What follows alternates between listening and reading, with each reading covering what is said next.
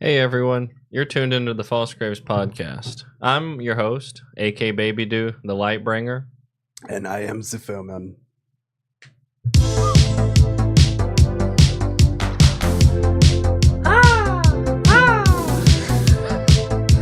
So serious.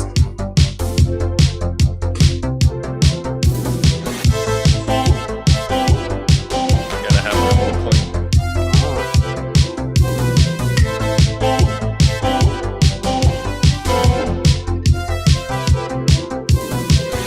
Welcome, moon and star, come to me through fire and war.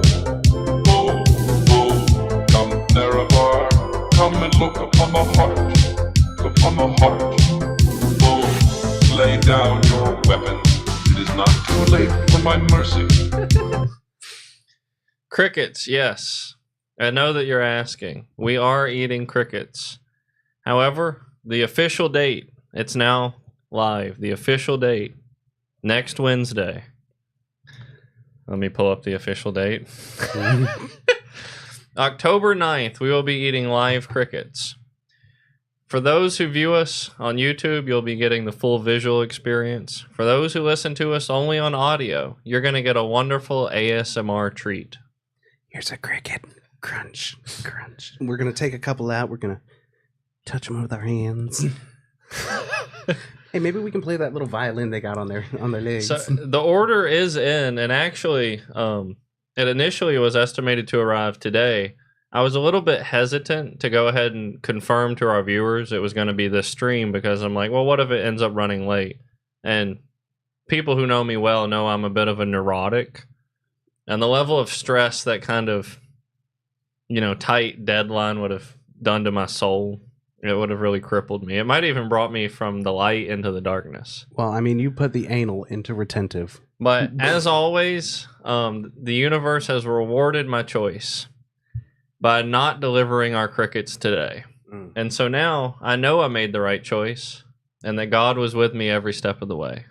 I mean, I'm not going to lie. I was hungrier than some of them FEMA kids, bro. You actually have been on a 2 to 3 day fast going into this? If we're going to give the people what they want, I want to give it all.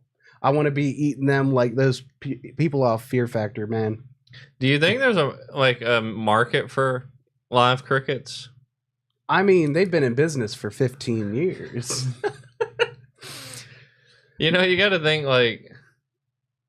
maybe somebody's buying them. Like, you donate them, FEMA, something like that. Oh my God. Like back on those commercials where it'd be like, for 5 cents a day, in the arms of the angels, you can feed a starving African child. Fly away. 1 pound of crickets will feed 3 children for a week. For 25 cents more, you can upgrade them to 2 buckets of worms. Oh, man. God. Food is food, Circle of life. Circle of death. Hakuna Matata. It's a wonderful phrase. It means no worries. Yeah. For the rest of your days. And if you're eating crickets, it's probably coming a lot faster than And so, else. Given we're going to have our crickets, relatively soon compared to when we do our next live stream, I'm actually going to be taking up cricket farming. And we've actually decided to co-parent on this one. He's going to be doing 99.9% of the work. Yeah. And I'm going to bring in that hefty 1%. He's going to be, the distant dad who works on a boat, who comes around and sees, sees his kids 1 or 2 times every month. Yeah, and then just like, I've already got a beer in my hand. I'm like, what the hell? Poor crickets. Oh, God. I got a question for you, though. Yeah. Okay, so these are made for human consumption, right? Yeah, well, they're human consumable. Okay. So, is there somebody doing quality assurance on the flavor? I'm thinking no. Well, I don't want anything slimy and unsatisfying. I want something crunchy. Dude, imagine you're one of the guys working at the cricket farm, and part of the incentive you get with your employment is you get free meals, courtesy of the premium crickets. And the meals are just There's cricket soup, cricket taco, cricket mush.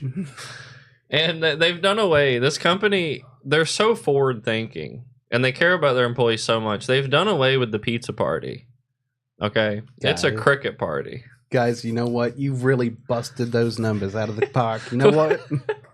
Please don't say crickets. Please don't say crickets. Please. You know what? Just for today, go ahead and eat any cricket you like. Any cricket you see, it's yours. Even the top shelf guys. Even the top shelf. The big ones that look like they can bite you back. Speaking of crickets, I'm pretty sure I can hear a delivery truck outside my house right now. That might be them now. Oh, you guys, you might be seeing our next snack. But before we get into the pod tonight, I want to give a bit of a prelude. Last week, Furman was in a very, odd disposition, let's say. I was in the darkness. A bit in the darkness. And this week, a little bit of the darkness is carried over to me. And I'm actually planning to take a back seat, kind of relax, ease into this pod, see what the Furman has to offer for our clients at home.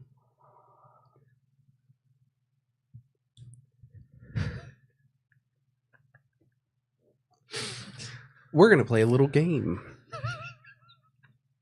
Everybody at home. We're going to play. Don't say would you rather. Well, I'm not going to now. You ruined it. We're going to play Hedonist of the Week. Okay. Hedonist of the Week. Ding. Who we got? Let's see. I'm thinking, and this is just spitballing. As a matter of fact, Hawk Tuin. And she's got the two hands. She's Indian burning that sumbitch.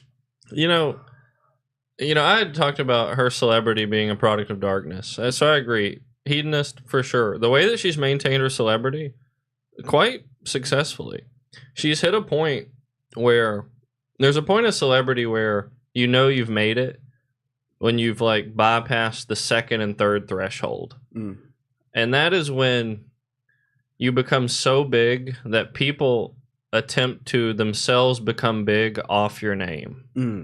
And so she's hit that point in her celebrity where a lot of content creators are literally banking off of her to create content that gets views. Oh yeah, and it's mostly hate stuff, which is just so sad. You go on YouTube, you go on TikTok, and you'll see people making memes about the Hawk Tuah podcast and all of that.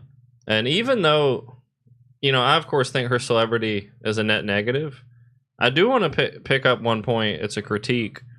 There's one issue I'm really having with the Hawk Tuah content that I'm seeing, are the reactions to it.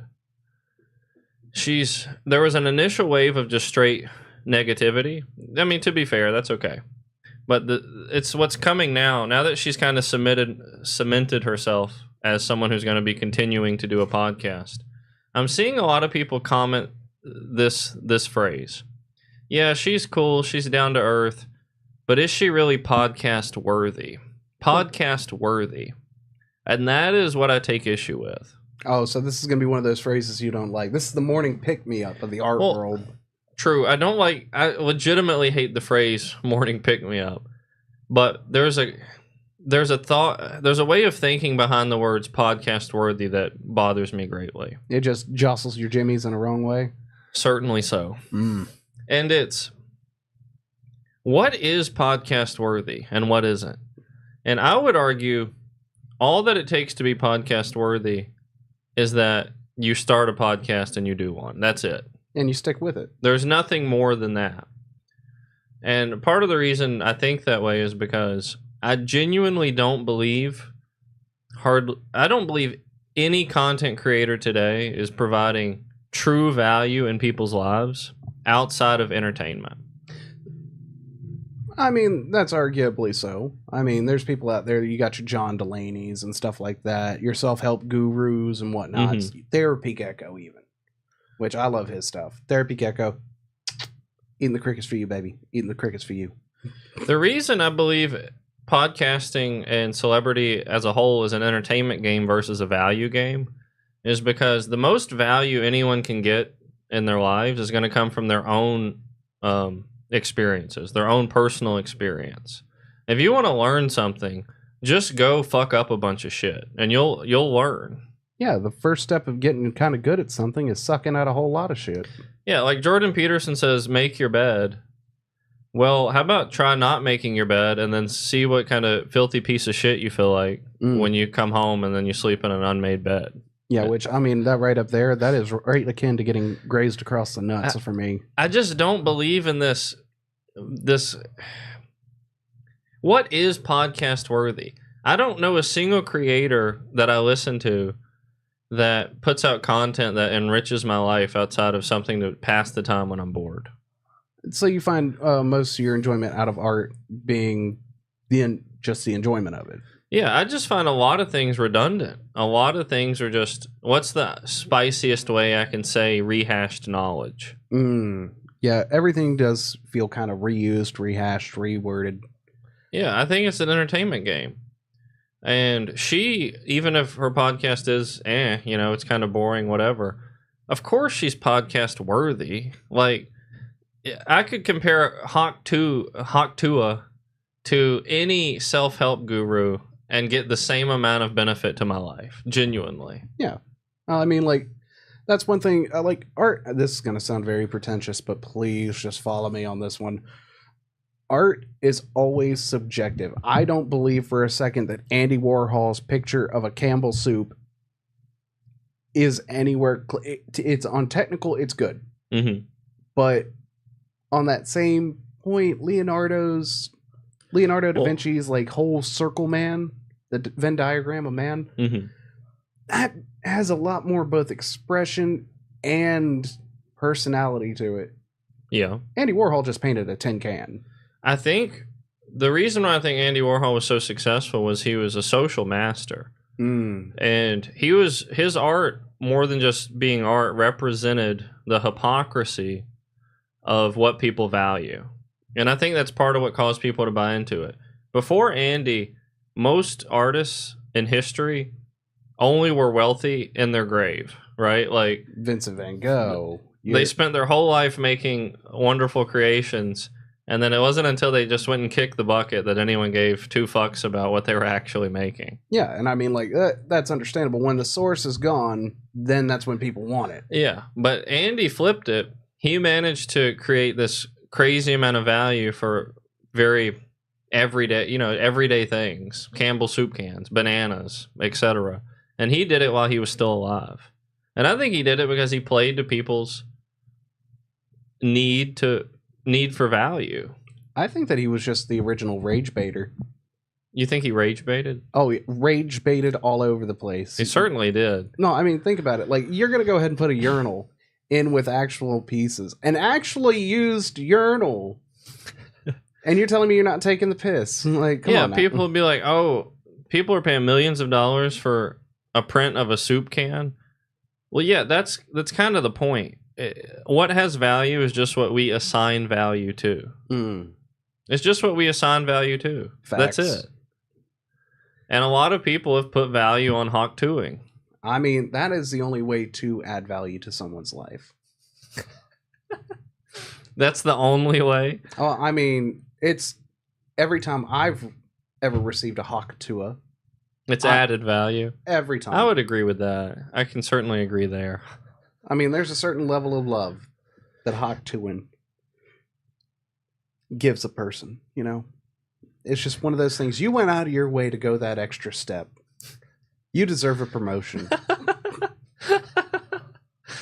I mean, Monica Lewinsky, she knew. Oh, dude, she hawked to it, and the whole nation thanked her for it. Bill thought she was providing value as a secretary. Well, I mean, he needed to blow off steam before he blew up Cubans. You gotta... Speaking of secretaries blowing you, I want to talk about the relationship between fear and virtue. And this is going to be the value-added segment of the night. For those at home who are desperate to get some insight and not just hear us dick around, this is it. Fear and virtue and how they're related. Most people are not virtuous by nature. I think people are mostly good, but virtuous not so much.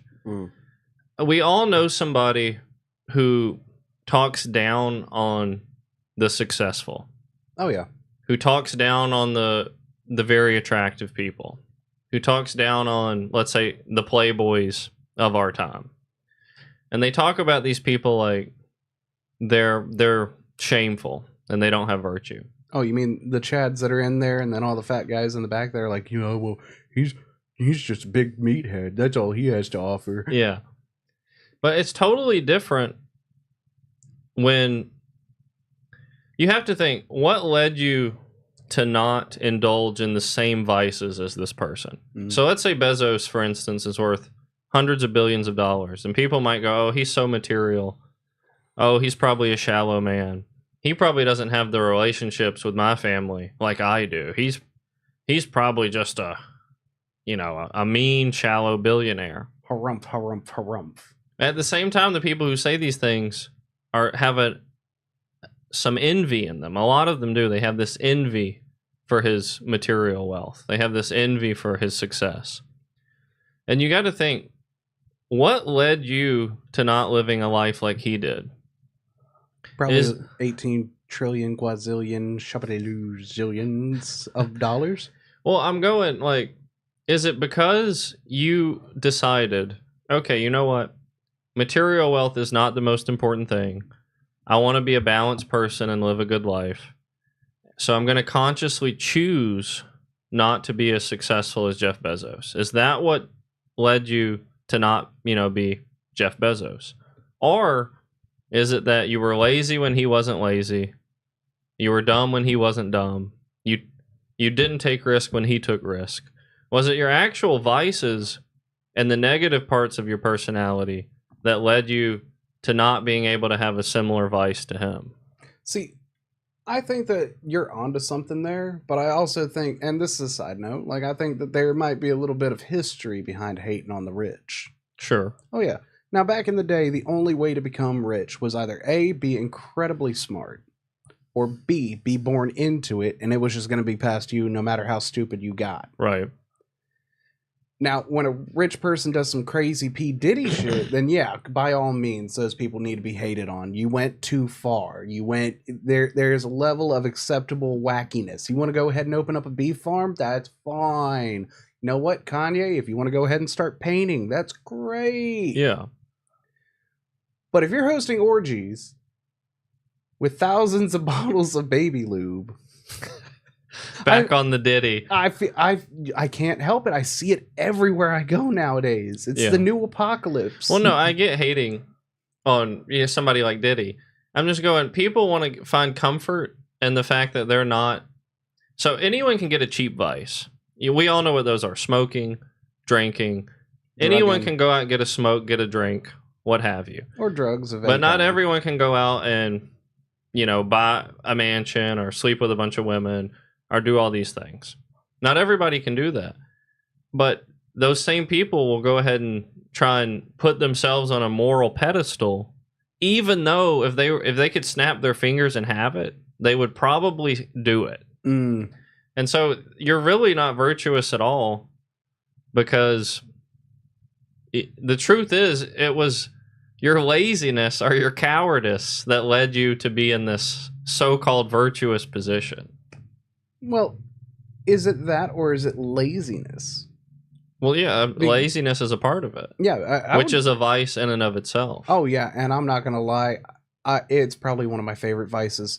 It allows me to both be condescending and a complete tool with minimal effort. Like, I'm not gonna lie, when it comes down to going out, I would rather I'm not gonna lie, I almost get a physical high from canceling plans last minute. I mean, I'm not gonna lie. He does, and being late to podcasts. Oh, seriously, it's better than it's the best feeling in the world, just to be able to be like, oh, I've got something to do, but I'm not gonna do it. But what I want to say, fear and virtue in its relationship is when you make your choices, you need to be making them based on, am I consciously making this choice because I'm a good person? Or am I just making it because I'm a lazy person? There's a huge difference in the actual virtue, but because of your potential. Yeah, well, there's a thin line between being actually virtuous, like living a minimalistic lifestyle because you care about the environment and you don't want to add to the problem and you recycle and you're a vegetarian that grows their own crickets, versus somebody that's a minimalist because they spend all their money on heroin. Like, there's just a wild amount of variables because self-righteousness does not equal virtuous. Oh, it never does. Self-righteousness is not virtue. Yeah, and if you think that like laziness is one of the worst ones that you can have, self-righteousness is so much worse. Lazy people typically know they're lazy. They just enjoy being lazy. Yeah. Self-righteous people are going, nope. I mean, I might have ran over a kid, but paid for the hospital bills. That was pretty nice of me. Self-righteousness is the least seductive trait possible in a human being. It's almost that borderline between confidence and then just being a douche. Well, those tend to go hand in hand. Well, no, because confidence is being confident in yourself, being able to, tackle new things and become a better person by, kind of pushing your way through adversity. Being a douche is just doing whatever the hell you want because you can. Nobody's going to stop you. Or at least you don't think they will. Yeah. And so I'm just saying, go ahead and before you decide this is good, this is bad, you need to understand, are you saying that because you're capable or because you're actually just fearful and are taking the easier route? And like I said, cowardice is never rewarded in history. It's not even rewarded in fiction. There's never a story where somebody chose the easy route and was considered a good person for it. No. They got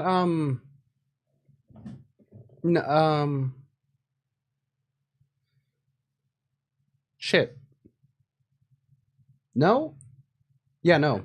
Just regular no. Fuck.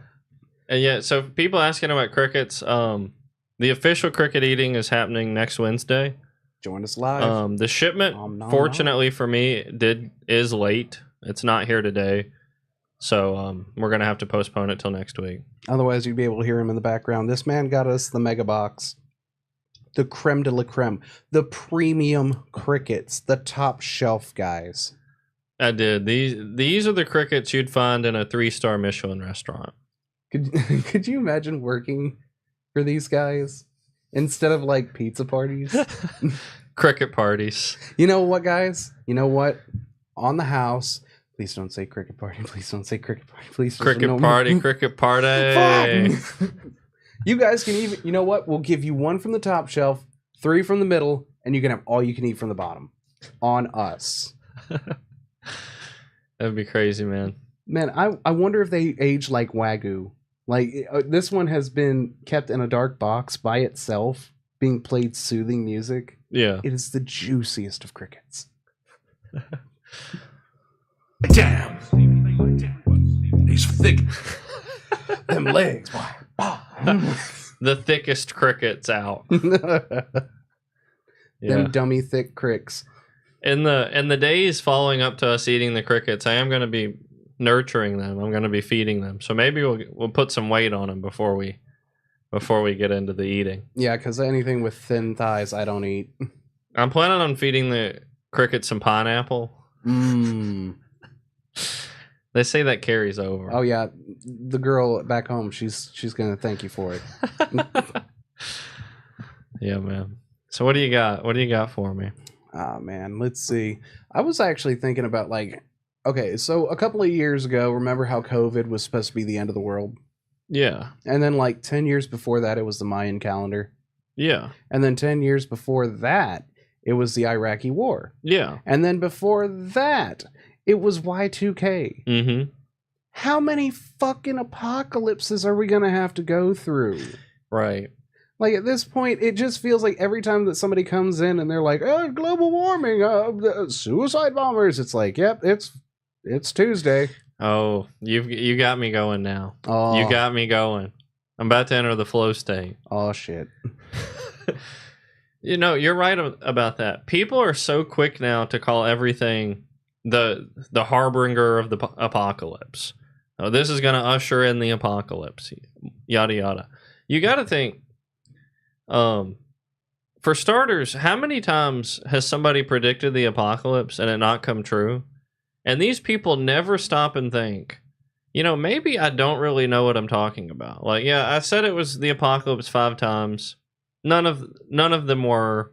Do I ever stop and just think to myself, you know, I actually fucking suck at predicting the apocalypse. Like, maybe I don't know what the fuck I'm talking about because it's been like 6 months and I've had to push back the apocalypse date.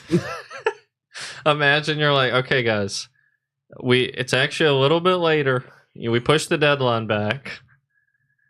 So just like cult leader standards, like, oh yeah, the spaceship to come and take us are gonna be here in 2 months. Okay, we'll shave our heads, give you all our money. 2 months later, actually, they said January. I think they messed up. They're aliens, so you know it's probably June. I mean, and there are like people in certain societies where for that society, let's say it was the apocalypse. So let's say you're in Pompeii before the volcano exploded and everybody just got turned to ash. That one homeless person out there with his ye olde cardboard. Yes! Yeah! No! I mean, yeah, for your group of people, maybe that was the apocalypse. But apocalypse is global, right? Like, well, it's the ending, isn't it? Yeah, that's the end. So if humans continue to live somewhere, I mean, no, it's not the apocalypse. Well, I mean, 3 people in a bunker in a nuclear fallout wasteland. True, okay. You know. You're right about that. But if in some areas of the world things continue as normal, it's not really the apocalypse. Yeah, like if COVID was like anywhere close to as deadly as they said it was going to be, and there were just like 50 people out in Alaska. But I want to pick up on the apocalypse topic with a rant and rave. Ooh. As you know, that's my most passionate moments. Give it to the audience. So trust, if there's ever going to be an apocalypse, I would argue it's going to be centered around a complete dissolving of trust. And now we're seeing that. People don't trust their government. They don't trust their family. They don't trust the police. They don't trust each other. People are growing increasingly distrustful. There is that 1 out of 10 dentists that does not recommend Colgate. Exactly. And what kind of monster do you have to be to be that guy? But I say this to go, there's a statement that floats around now that is used like water. Like, it's literally as common as drinking water. And it's this. Morning pick me up. Something big is coming. I can feel it. Something big is coming. That's one.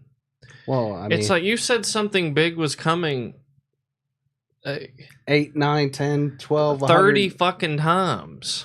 I mean, if you keep saying something, eventually it might be correct, I guess. They're engagement farming. Like, oh, something big is coming. You found out that Hillary Clinton had a black coffee for breakfast. Something big is coming. Pizzagate, Coffeegate. I'm like, dude, just shut the fuck up. Something big is coming. Yeah, Samsung told us for years the next big thing, and they didn't deliver a single fucking time. Hey, they didn't remove any, charging ports or headphone jacks. So but like, they did make an exploding dryer. You win some, you lose some, really. I mean, is it as bad as like Hezbollah's exploding pagers? But we're just such a rhetoric-based society now. Oh, something big is coming. Something big is coming. And that is coupled with its sister statement, which is, what are they covering up while this is going on? What are they trying to hide from us while this is going on? We're at a point where Vladimir Putin could drop a bomb on China and explode the whole nation today. And half of you motherfuckers would say, what are they hiding? This is just a smoke screen for the real controversy. And I'm like, bro, it's not. Like, we've hit a point where every event now, every single event, someone will say it's a cover up for something more sinister.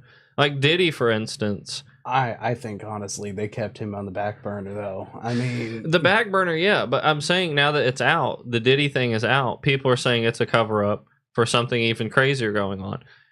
There are things that are going to happen publicly, guys, that aren't cover ups. They're just chaotic shit that's actually happening. Everyone says everything's a cover up now. Like, well, I mean, you can't predict everything. Something big will happen eventually. Yeah. Not everything is a cover up, and no, not something big isn't always coming.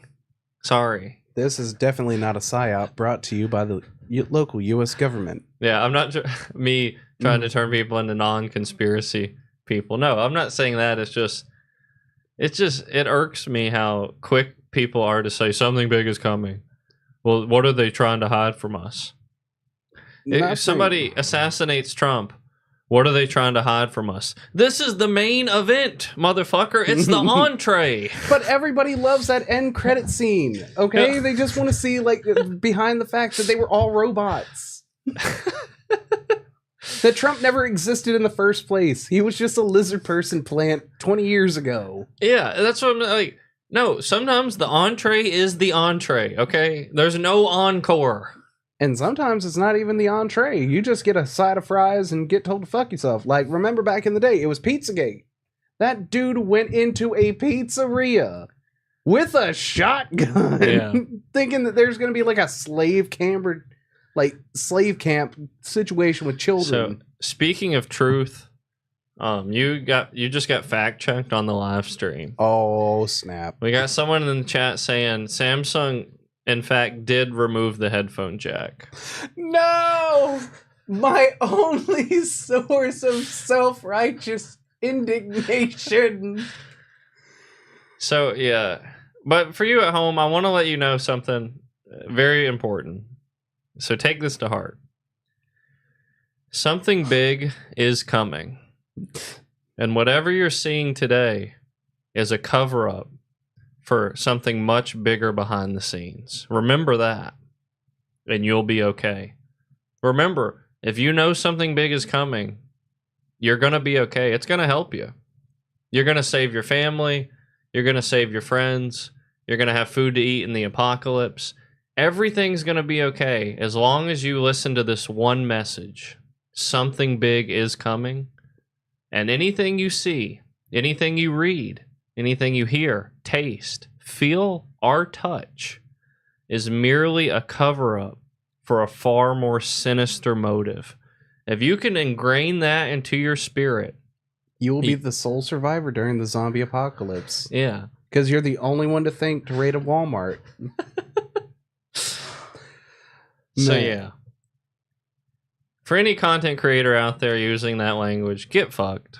Seriously. Today. Like, yeah, there's some shady stuff going on, but there's been shady stuff going on since God crapped out the third caveman and the other two decided to kill him. Like, it just is what it is.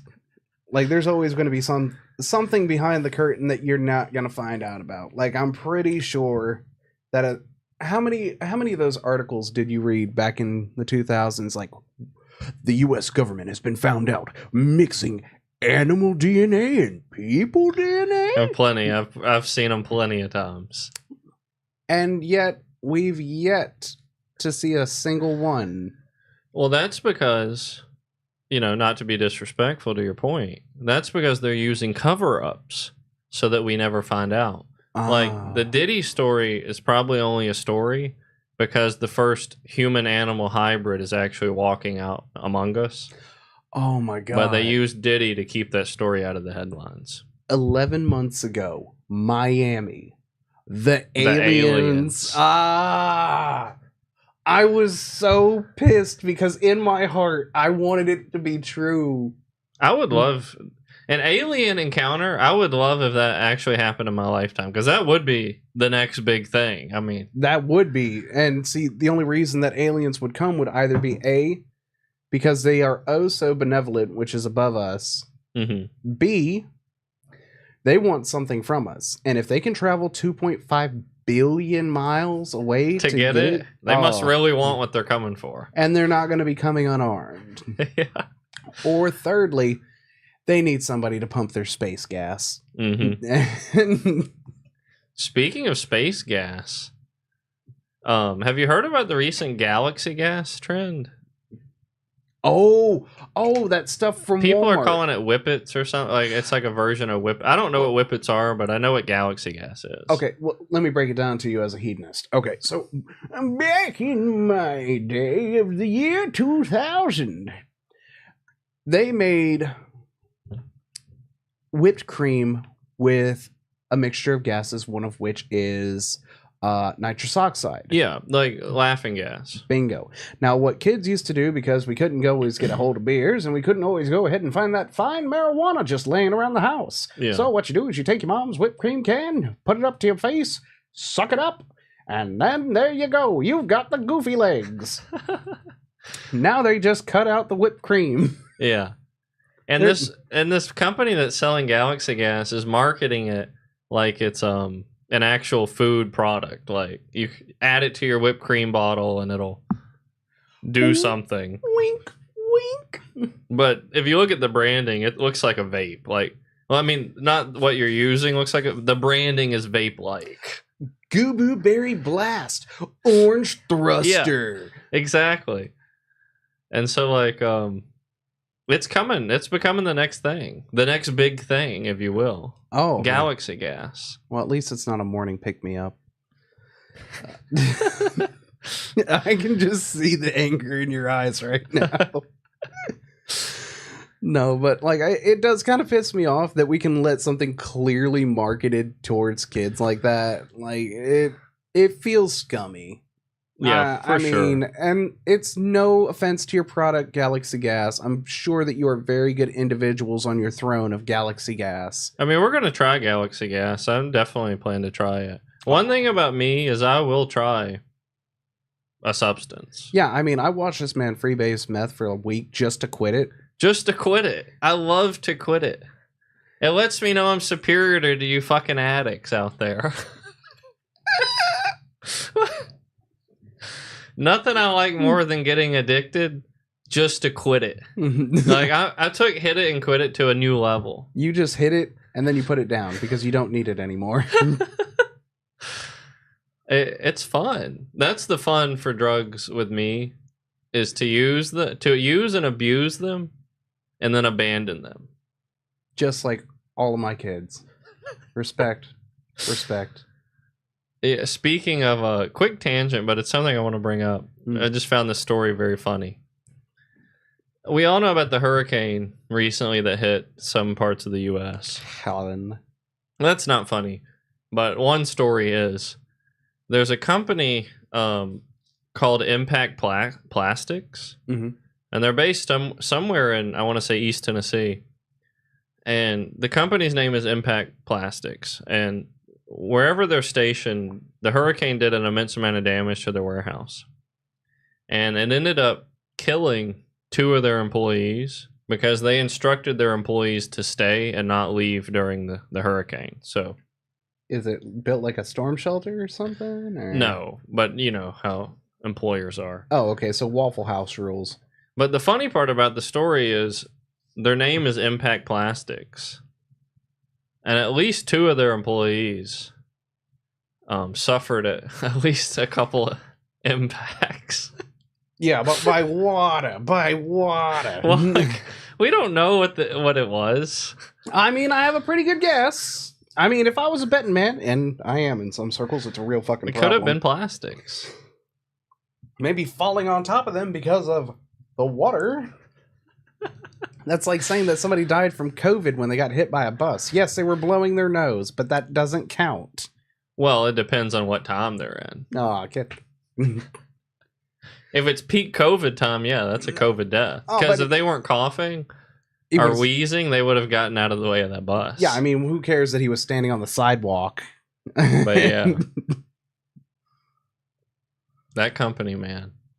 They lost 2 employees to an impact. Man, it was an impact. It was a very impactful fucking hurricane.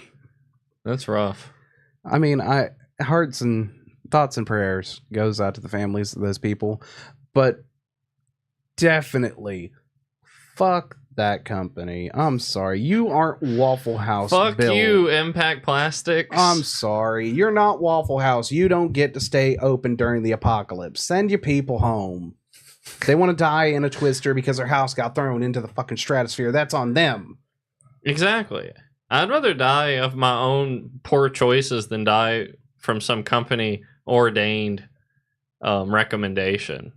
Stay at the company. Unless it's built like a fort made to withstand that shit. No, I quit. Bye. Yeah. Deuces. You're pulling out of the parking lot. Your car just takes off in the hurricane like fucking Harry Potter or some shit. Man, I'm not gonna lie. He was a good man. A hard-working man. And not a very smart man. The hurricane was already here. Which, by the way, if you know the hurricane's coming, let them go. Oh my god, they had no right to do that. Let my people go. Oh. Yeah. Impact Plastics. You guys are absolute degenerates. I just want to let you know that. Yeah, sorry, not a fan. Not a fan. And even if you were to send in some samples of your product, it's kind of ruined. Because I'm pretty sure I'm going to find, hair and teeth in it. But, like, do they make plastic, like plastic siding, or? I don't know what they do. I saw the story on TikTok, and I just thought it was funny. Didn't that submarine teach them anything? That plastic isn't made for hurricanes or the bottom of the ocean. It's not made for water. It's hard to beat that innate desire in humans to just go to the depths of the ocean under immense pressure. I mean, at some point in your life, you're gonna get that kick. Under pressure. And then you're gonna have to decide: am I gonna take the risk, or am I gonna pussy out? I think that's white people syndrome. Like, I'm sorry. I feel like that taking insane risks, like marrying a tree or owning a tiger just for shits and giggles, or a chimpanzee. That's guys, that is Florida man energy. Florida man energy. Which ironically is red because of the sunburns. You know someone who's got an immense amount of Florida man energy. I think he's even spent a lot of his time in Florida. Lana Del Rey's new husband. Oh, the Gator Tourist. Oh, the one from New Orleans? Yeah. Oh, man. He grew up in Florida. See, that explain why he go ahead and talk around with them turtles. How do you pull Lana Del Rey being an alligator tourist? What you do is you tell her that any one of these you want me to turn into one of them purses. Shall I get you a new pair of boots, new pair of shoes, new pair of hats, and some bells and some Anton food. Yeah. That's crazy, man. Well, I'll tell you right now, like them New Orleans people, their gumbo, I would eat a nun from the legs up. Okay. Just to get some of their gumbo. I mean, they make... Maybe this could be like a 10,000 subscriber mark. We got to find a nun and find one that's cool with cannibalism. But like, I'm just saying, like, their food is always that perfect mix of meat, sweet, and heat. My God. New Orleans, say what you want about your heroin problem, but my God, y'all bring it in the kitchen. New Orleans, it's because they're like that perfect mix. They got so many immigrants. Like, it's just such a blend. They got French hillbillies. I wish I had the creativity to make that. Yeah. Like, they get some of the most creative dishes out, truly. We just gonna take a little bit of hog's foot, 3 crawdads, a cob of corn, and some tomato, and we gonna make something so good, Shell. It's gonna blow your mind and your colon.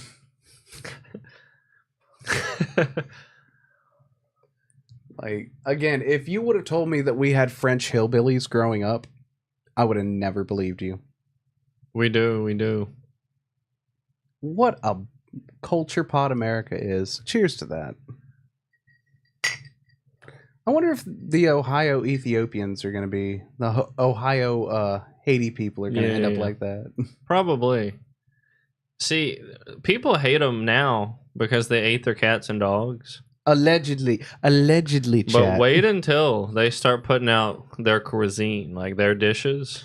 Could you imagine if they become the new Chinese food? I will fucking die. I will fucking die. Imagine you go to one of their restaurants and you end up getting served your own cat. Oh.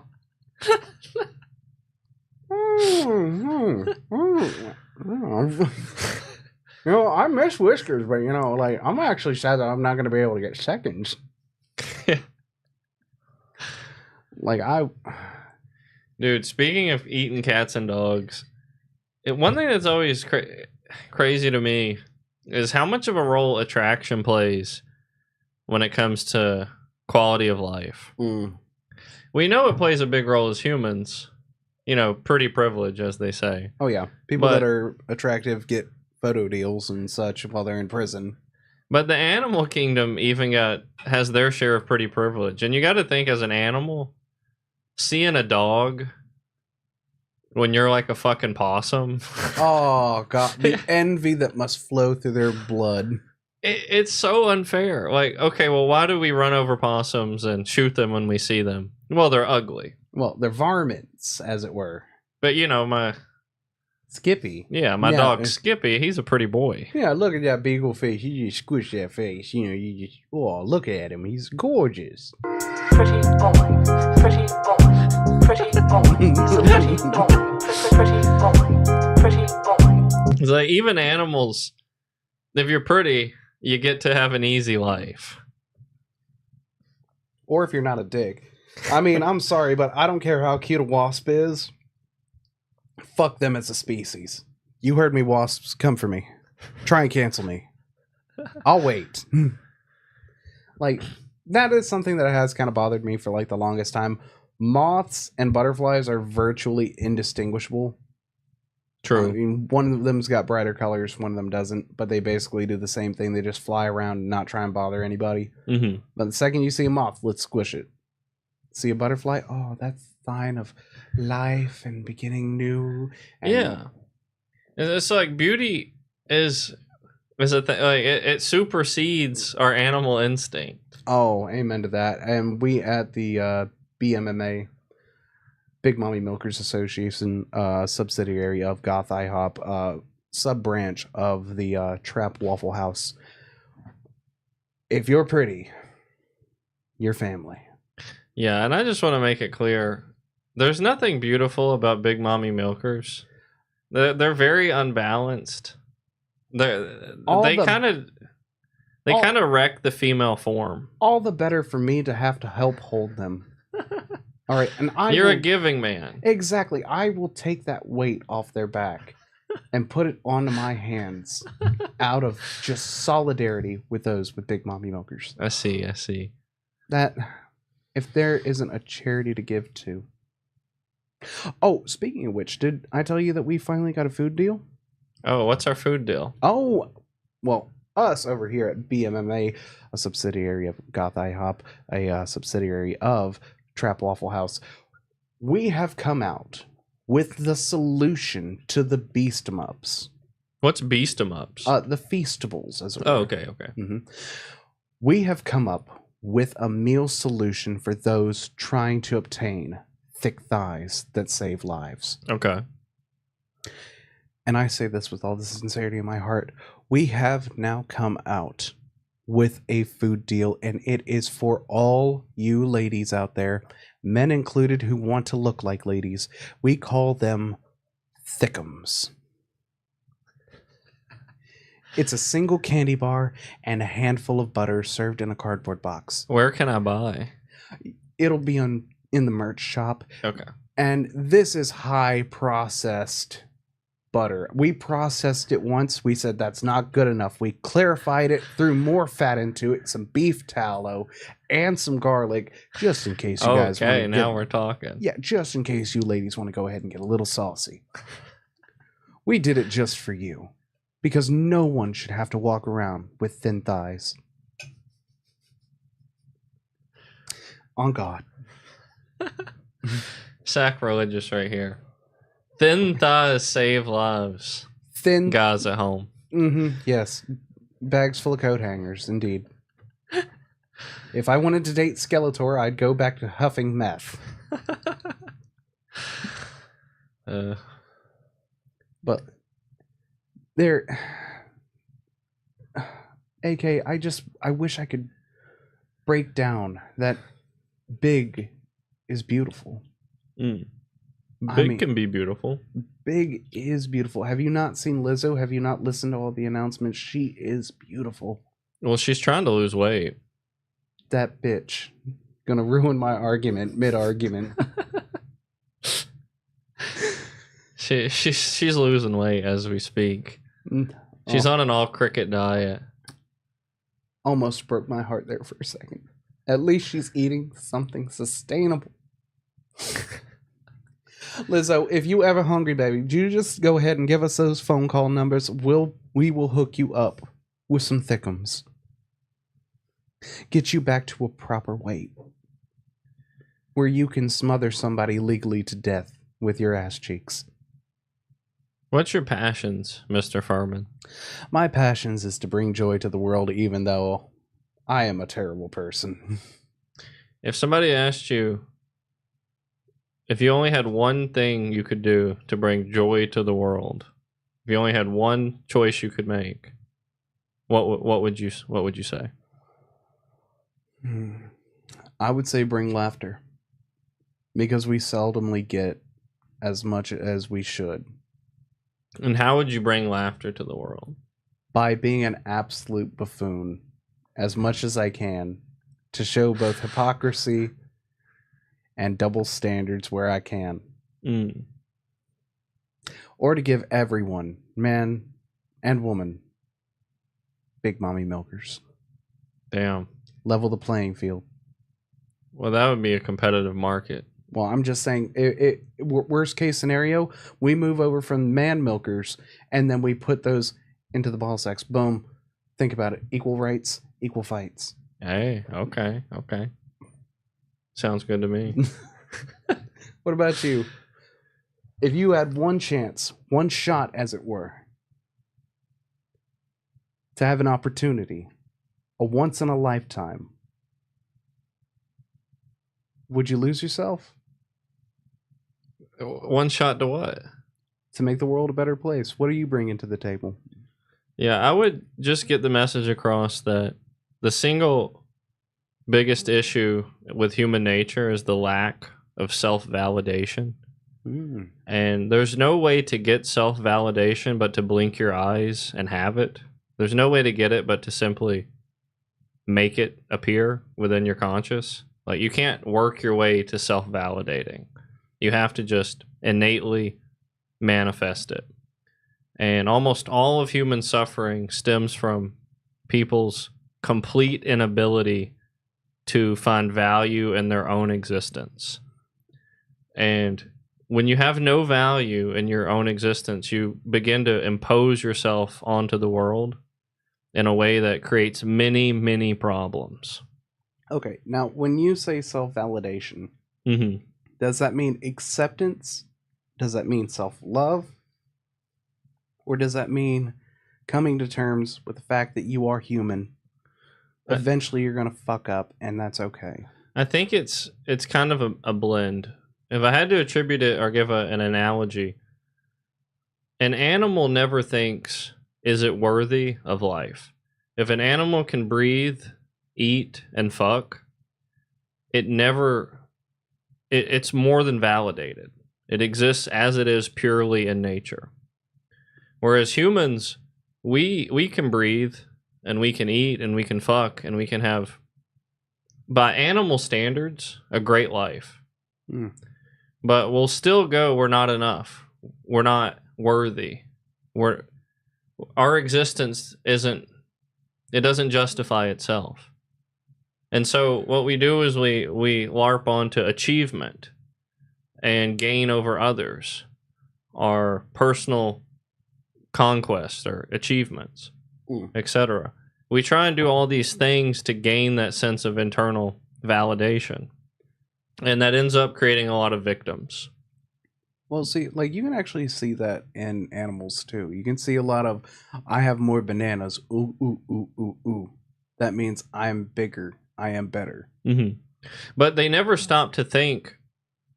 For instance, the beta monkeys, after they've lost to the alpha, they accept the position, and then they enact. They act as the beta in the tribe. Mm. They accept the position. They don't go, "Am I worth?" I know that's different because they don't have like the ability to articulate like we do, Or social constructs. but they're cemented in their positions. And I truly believe validation as a sentient being, if you can live, if you're still given the gift of life and you're maintaining it, that is the validation in and of itself. You are worthy of existence. Nature deemed it upon you. Your worth was given to you by nature because you simply are. Okay, so by virtue of being human and knowing that you only have one life, therefore you're valid. Yes. I feel like that would hinder a lot of like personal growth. Like, Yeah.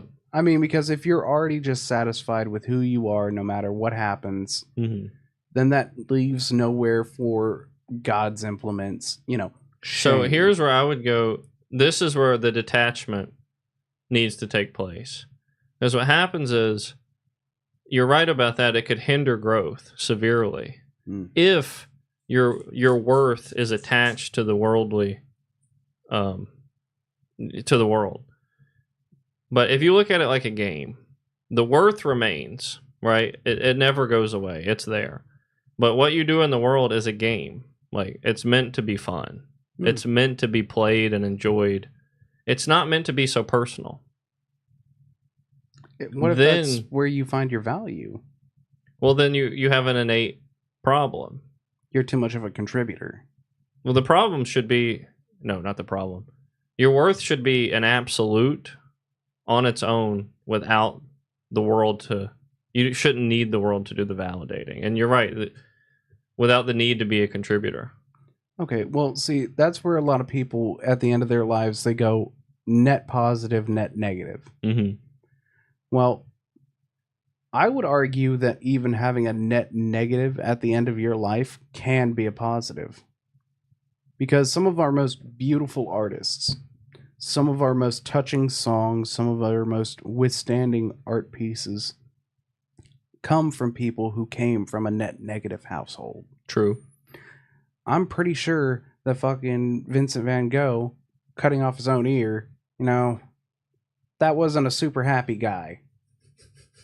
Frida Kahlo having to grow up with an eyebrow that stretched from one side of her face to the other. I'm pretty sure she didn't get compliments on that all the time. Right. I'm pretty sure somebody was like, there's a centipede on your face at least once in her life. Right. But beauty can spring from even negative things. True. And I feel like you're right in that aspect. Like, self-love and self-validation are good. But I feel like it's good in moderation. Like, you don't need to be Louis C.K. levels of love yourself in front of people into a household plant. You just need to not be able... You need to be able to take whatever the world throws at you and not have it compromise your internal being. Like, no matter how bad the circumstance. Okay, so how do you determine who you are versus who you can be if you learn from your experiences? Does that change you at your core, or does that change you at a surface level? I think it can change your core because ultimately consciousness wants to expand. And so you're always seeking something that's going to give you, let's say, more of a depth to your being, like more of a depth to how you understand and relate to existence. So can it change your core? I would say, yeah, you could definitely change your core via things of that nature. Well, I mean, like, that's kind of one of those Daedalus ships kind of question. Mm-hmm. Do you know that one? I don't. Oh, okay. Let's say that you start with a perfectly good boat, right? It's a wood boat. biblical style. Planks, nails, that kind of jazz. Yeah. Okay. Now let's say one day you notice that a plank's rotting. Mm-hmm. You do your best to save it, but you realize that you can't, so you replace it. And you do that over 100 years. Now let's say that there is no original pieces from the first boat on there. Right. Is it still the same ship? I mean, to an effect, no.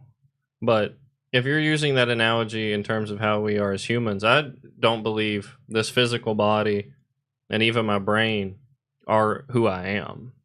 I believe there's a third party operator, a spirit behind my physical being that controls it. And so, like, if my body would be the ship. Okay, so kind of the light behind the candle. Yeah. So I do think your entire physical makeup and even your way of thinking can be changed over time to where, in effect, you're an entirely different person. But the spirit that caused the change is what you really are. Well, I don't think you're wrong.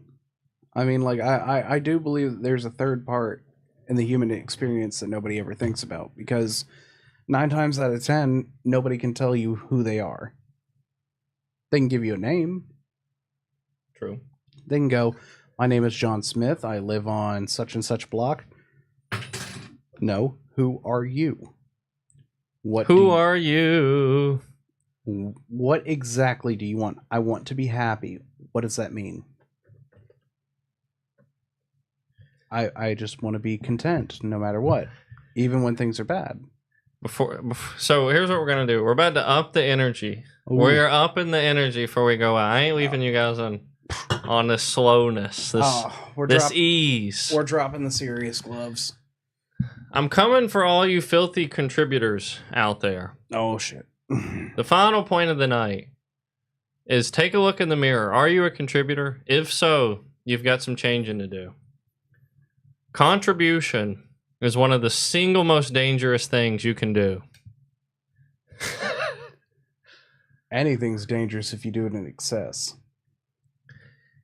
People out here are like, oh, if I don't contribute, then I'm not providing value. Oh, if I don't contribute, I'm not worthy.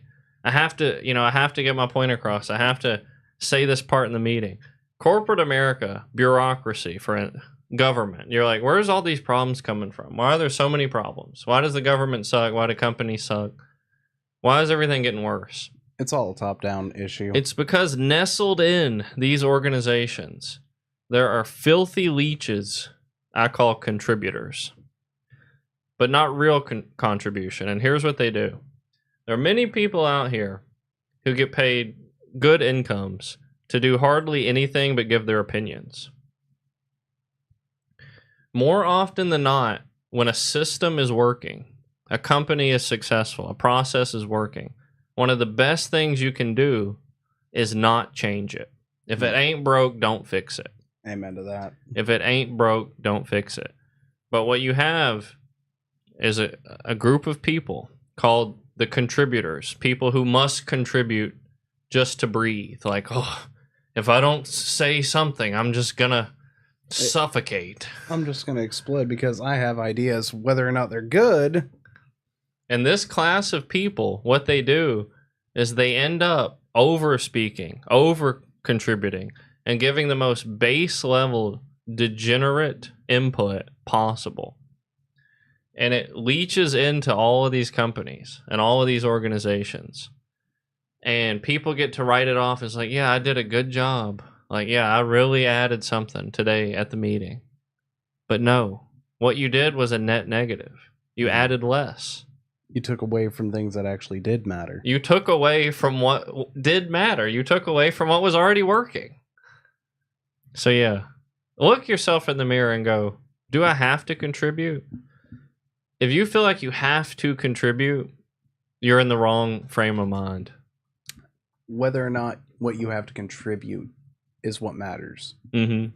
If you're contributing to wasting time, effort, and brain cells on something that isn't worthwhile, take a second to step back and practice some mindfulness. Some stoicism. Is this really worth bringing up in the middle of a meeting that dung beetles can breathe through their assholes? No, Tom, sit down.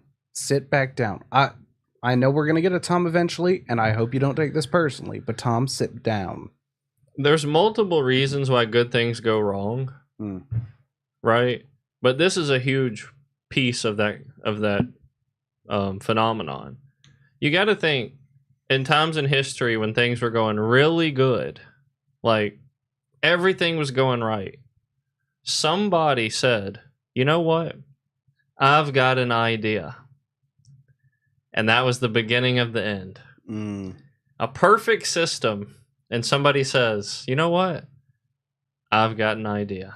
The Roman Senate sitting there. Oh, you know what? We have this one guy to be king, and he's just a child. But, I have an idea.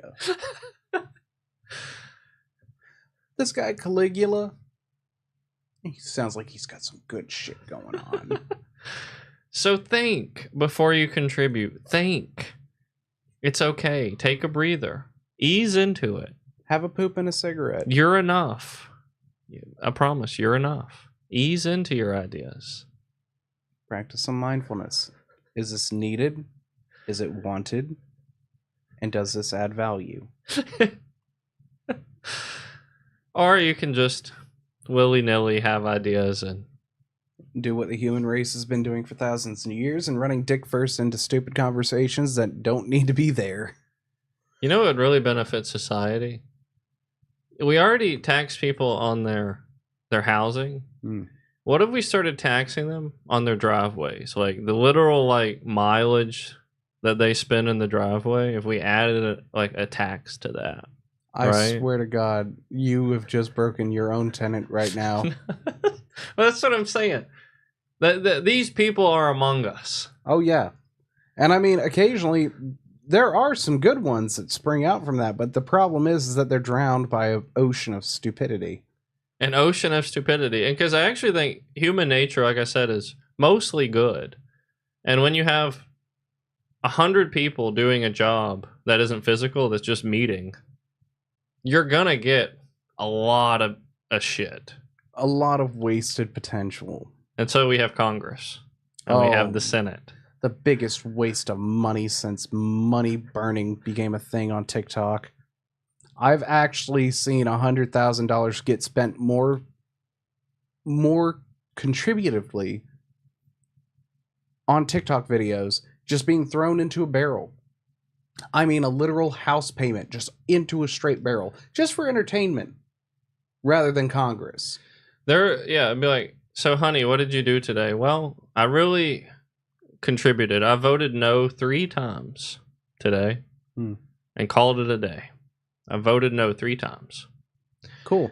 How long till you have to go back? Oh, 8 months. But what's going to happen? There's some politician, his name escapes me, but he's like 30 or 40 years in the game. He has never successfully helped pass a single piece of legislation. Ever. Fucking useless. I believe it should be left up to the state whether or not these people should be publicly executed. If you have to show up for 3 days out of the year, accumulatively, to incite any sort of change in your government, and you still fuck that up, no. Yeah. No. You get to be dragged out, and you get to go ahead and get drugged behind a Ford F-150. By the way, thanks for sponsoring us, Ford. Built tough. American tough. The Cybertruck's got nothing on you guys. You don't have to worry. The 4x4, always going to be a banger.